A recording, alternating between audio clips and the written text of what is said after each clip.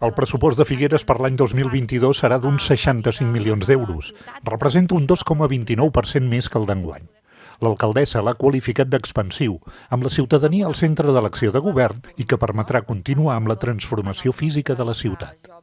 Una transformació física que vol dir invertir en matèria d'equipaments esportius, escolars, en serveis com la municipalització de la neteja viària, que entrarà en funcionament a partir del dia 1 de gener, en infraestructures com la renovació discreta, perquè es veu poc, però molt necessària, d'una gran part del clavegueram de la ciutat, que aquest 2022 també arribarà en el carrer Col·legi i part del carrer Sant Llàtzer.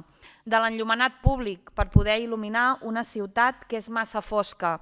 El pressupost per aquest 2022 és de 65.022.079,58 euros, que representa un 2,29% superior al de l'any 2021. És per fer front a les necessitats de la ciutat i adaptar els serveis públics a la mateixa. L'operació d'endeutament ascendirà a 5.121.374 i són per finançar les inversions dels capítols 6 i 7. El pressupost s'aprovarà amb una àmplia majoria. Els 11 regidors dels 4 grups de govern s'hi sumaran els 3 regidors no adscrits que formen Figueres Futur.